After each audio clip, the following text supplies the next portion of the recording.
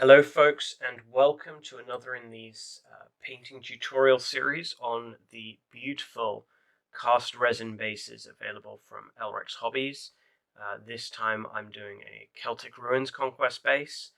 As you can see from the 6 colors I've chosen, I'm actually going a little bit more saturated in the color choices here, especially with the use of that green, which will add a little bit of more opacity and punch to the bases. But first up, we're starting with the mahogany.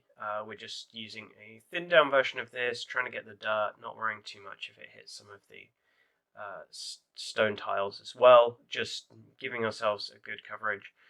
As with all of the Pro Acrylic paints, they have really good coverage. I'm not needing to hit this multiple times, just that one quick coat, pretty heavily thinned down as well.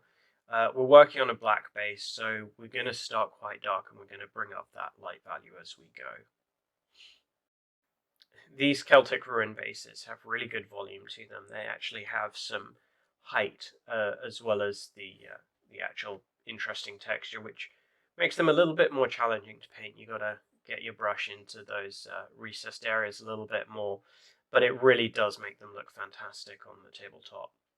So I'm bringing out that saturated green now. As I love to do with basing, I'm working whilst the paint underneath is still wet to wet blend the effect together, get really nice soft transitions. Quick blast with the hairdryer and it's on to our first pass of highlighting up and bringing up those colours.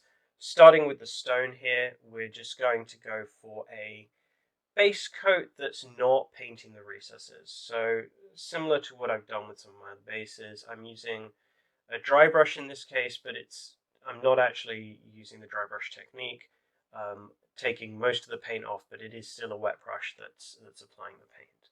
This gives us good coverage, but it just helps ensure that the recesses remain shadowed.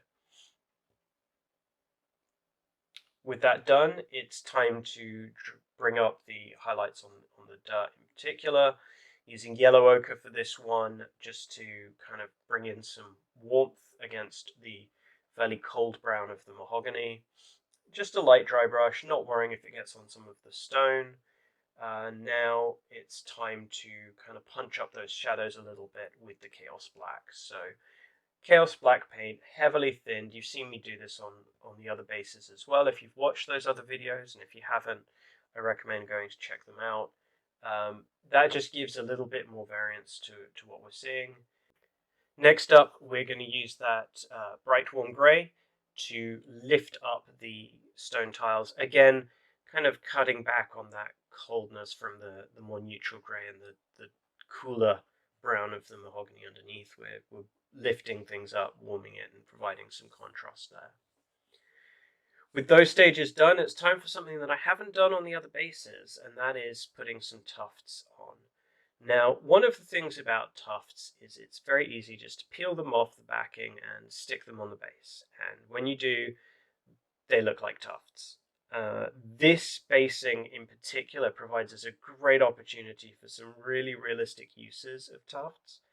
There's so much texture here that we can take those tufts, cut them up, cut them really small, and really insert them into the crevices and the cracks between those stone tiles, which is where they would normally occur.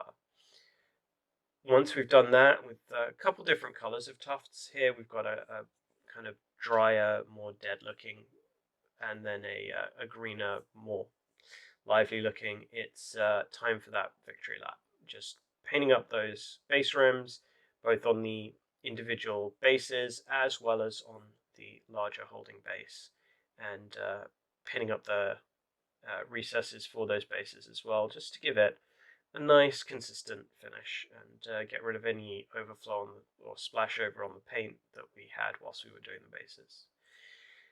And that's it. That is the base finished. I will be putting up some more photos on my Instagram account with additional pictures, have some models on this as well.